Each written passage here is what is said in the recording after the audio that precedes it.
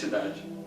Eis um sentimento almejado pelos deuses e buscado pelos mortais, desde basicamente sempre. Nossa vida inteira somos ensinados a buscar a felicidade, a trabalhar duro para um dia sermos felizes e para dedicar toda a nossa existência em busca desse valor, desse sentimento. Mas será que nós sabemos exatamente o que é essa felicidade? Eu acho que essa dúvida, essa busca por tentar entender exatamente o que é felicidade e como podemos alcançá-la, vem acompanhando a humanidade desde basicamente sempre. E talvez, assim como foi dito no outro vídeo, a arte seja uma maneira, um esforço que pode nos auxiliar, uma ferramenta para nos ajudar a descobrir exatamente o que é isso e como nós podemos alcançá-lo. Isso porque, ao longo da história, diversos pensadores, poetas, filósofos e artistas dedicaram bastante tempo e esforço tentando descrever, expressar e entender essa felicidade. E um desses poetas, pensadores que abordaram a felicidade, que eu acho que pode nos ajudar hoje, é Epicuro. Ele foi um pensador que viveu no que hoje nós conhecemos como a Grécia, mais ou menos 3 séculos antes de Cristo. O seu conjunto filosófico, sua produção é bastante ampla, bastante variada, mas hoje eu acho que uma coisa que pode ser interessante para nossa reflexão é a sua carta sobre a felicidade. Ela começa da seguinte maneira: que ninguém hesite em se dedicar à filosofia enquanto jovem, nem que se canse de fazê-lo depois de velho. Porque ninguém jamais é demasiado jovem ou demasiado velho para alcançar a saúde de espírito. Quem afirma que a hora de dedicar-se à filosofia ainda não chegou, ou mesmo que ela já passou, é como se dissesse que ainda não chegou, ou que já passou a hora de ser feliz.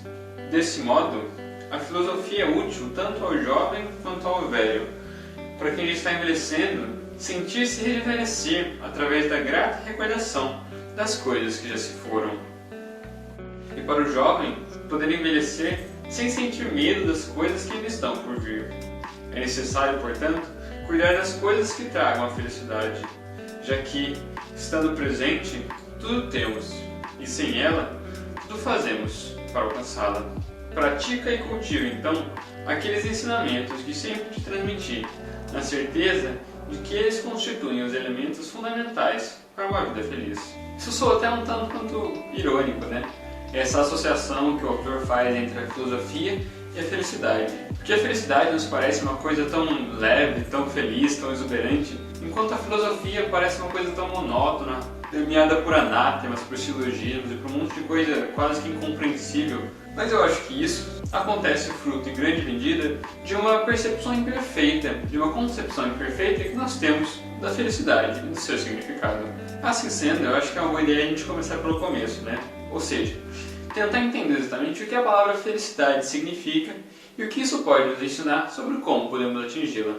E quando olhamos o significado da palavra felicidade, podemos perceber que felicidade é a qualidade ou estado daquele que é feliz. O que parece tanto quanto evidente, né? Mas quando recorremos à etimologia da palavra, ou seja, a raiz, de onde ela vem, podemos perceber que a palavra felicidade provavelmente vem do latim, do termo felicis ou felix, que curiosamente está profundamente conectado e atrelado com o termo fertilidade que nós temos hoje. O que não parece fazer muito sentido, certo? Porque fertilidade frequentemente nos lembra a capacidade de uma pessoa ou de qualquer outra coisa de conseguir se reproduzir, de conseguir se multiplicar e se espalhar. Mas eu sinto que Epicuro, nessa carta, não queria tratar exatamente dessa capacidade de poder se reproduzir. Talvez o sentido que ele quisesse dar para essa fertilidade do ser pudesse ser ilustrado de maneira muito mais clara numa semente e na sua árvore. Isso porque uma semente fértil é aquela semente que consegue, ao ser colocada na terra, germinar, crescer e formar uma árvore forte. Mas não só isso, uma árvore que consegue gerar novos frutos, que consegue frutificar. E dentro desses frutos produzir novas sementes. Então, nesse sentido, a fertilidade seria a capacidade de uma semente conseguir colocar para fora aquilo que ela tem dentro dela. Por exemplo, uma semente de macieira, se pegarmos como exemplo, uma semente de macieira fértil é uma semente que consegue produzir maçãs, que consegue colocar para fora esses potenciais que germem que ela tinha dentro dela, que consegue materializar no mundo aquelas potências diminutas e muitas vezes mesquinhas, frágeis que ela carregava dentro dela, mas que tinham um potencial muito grande. Afinal de contas, quem diria que uma pequena semente consegue formar uma árvore tão grande quanto essas? Da mesma maneira, uma pessoa que possui esse tipo de fertilidade ou esse tipo de felicidade, seria uma pessoa que consegue colocar para fora aqueles potenciais que carrega dentro de si. Não necessariamente produzir maçãs, mas talvez os potenciais em germe que um grande pintor tenha, seja manifestar a sua visão de mundo, colocar através das tintas, das artes, da sua construção, aquilo que ele carrega dentro de si. Então, uma criança fértil, uma pessoa fértil, é uma pessoa que consegue superar as adversidades do mundo e manifestar aquilo que ela carrega dentro de si, aqueles potenciais infinitos que cada um de nós carrega. Como se a felicidade fosse fruto do desabrochar, de colocar para fora essas capacidades que jazem em germe dentro de nós, frutificar aquilo que nós temos dentro de nós.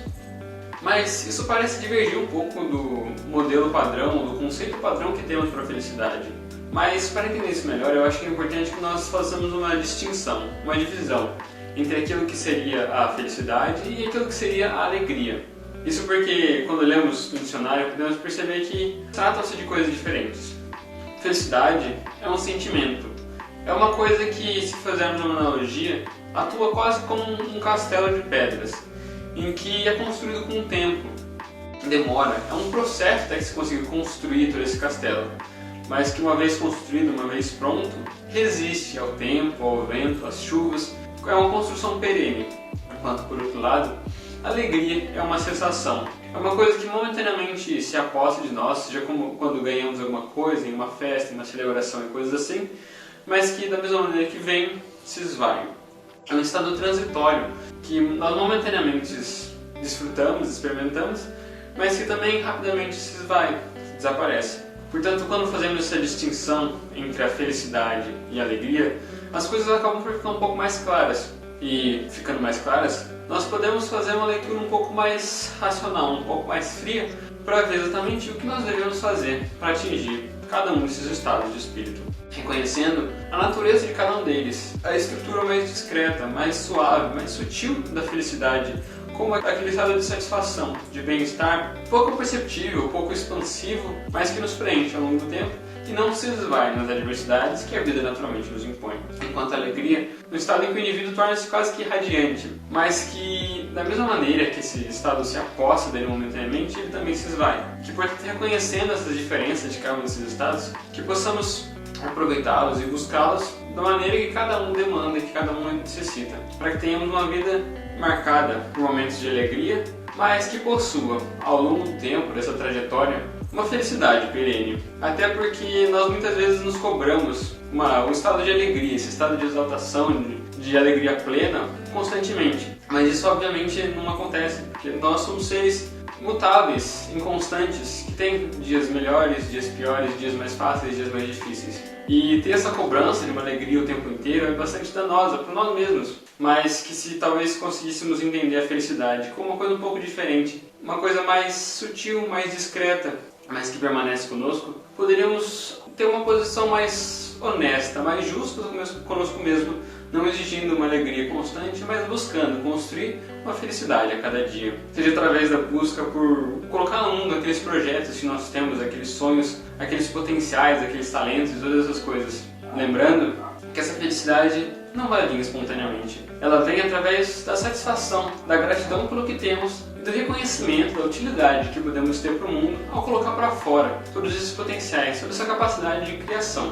E isso não exige, obviamente, que nós acabamos com a fome na África, que nós salvamos o mundo ou qualquer coisa assim, mas simplesmente que possamos ser pequenos elementos de transformação da nossa realidade, do nosso meio, seja da nossa família, da nossa casa, da nossa rua, da nossa comunidade, seja lá onde estivermos, para que através desse processo consciente e constante de trabalho e de esforço em tornar o mundo melhor para nós e para o outro, possamos ir construindo aos poucos esse pequeno castelo que é a felicidade.